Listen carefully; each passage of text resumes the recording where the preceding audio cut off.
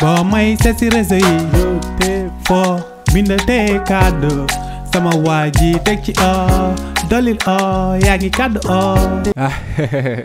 Tissé dama bég dama kontaan parce que man koñ bi fii invisible la fi parce que si buntu restaurant bi laa doon jaay si café moo tax ñoom yaakaaruñ ma xam nga yaakaaruñu kii mën na am xaalis wala mën na am dara moo tax kenn respecté wu ma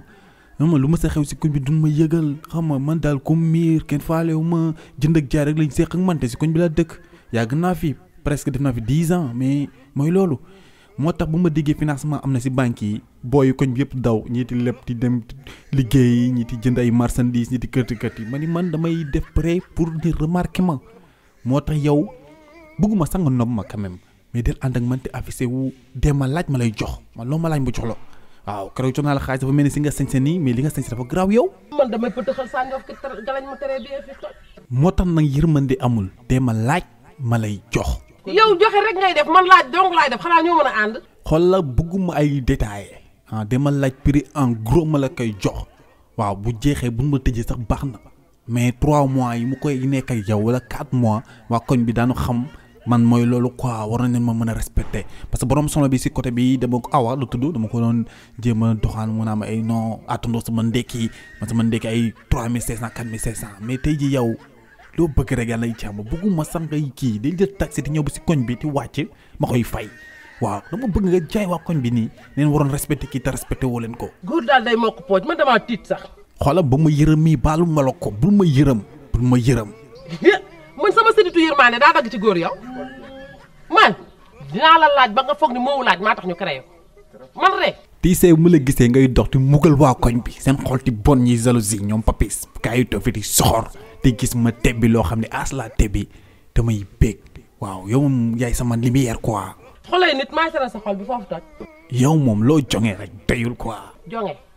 weesul nga bàyyi ba mu tàng jër nga bàyyi sa ànd ba mu boy ngan da ngay jaar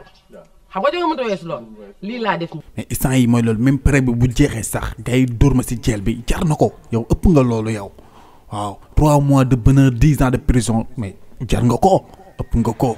ma bég si yow ni ngay mbugale waa koñ bi neex na ma neex na ma bég naa bismillahi finin adala yàlla.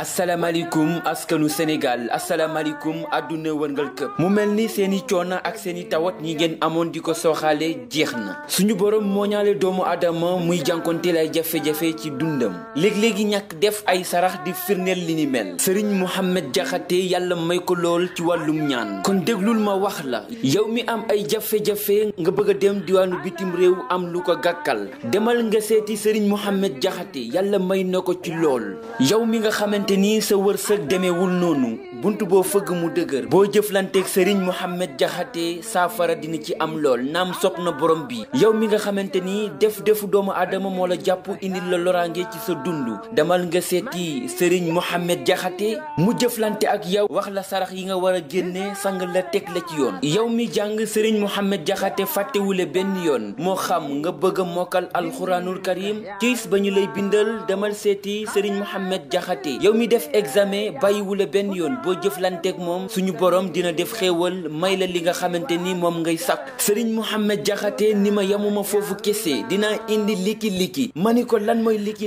mooy jaara wërsëg bi nga xamante ni moom ngeen di wër moom da koy defar kon mbokk yi dem leen seeti Serigne Mohamed Diakhaté képp ku jëflante ak moom doo ko rëccu benn yoon ku yàlla may la ci wàllum ñaan yow mi sa wërsëg tëju wala nga bëgg ay ñaan yu aar sa njaboot wala sa bopp demal seeti Serigne Mohamed Diakhaté yow mi nga xamante ni da ngay jàng Serigne Mohamed Diakhaté fàttewule benn yoon Serigne Mohamed Diakhaté indi ay jaaro yu amul fenn lépp lambaayoo ay wërsëg kese yow mi nga xamante ni da nga am ay jafe-jafe ci sa dund boo jëflanteeg Serigne Mohamed Diakhaté mu seetal la génn loolu ay sarax bu soobee borom bi sa yoon dina leer naññi kon mbokk yi mos leen Serigne Mohamed Diakhaté mi ngi ci Dakar Mermoz Sacré-Cœur ku bëgg a jokkoo ak moom da nga koy woo ci numéro yi ñu lay jox 78 211 82 44 76 817 06 22 Serigne Mohamed Diakhaté fa seeni ànd ak yéen lépp rek ngir saafara leen seeni ay tawat yi ngeen amee Serigne Mohamed Diakhaté ku ko mos da nga xam ni kii mooy waaj yi جبار دون الإنقاذ كل الإداء بنفسي لاخترت يا الله boo may seet si réseau yi te foo bind te kàddu sama waa ji teg ci dolil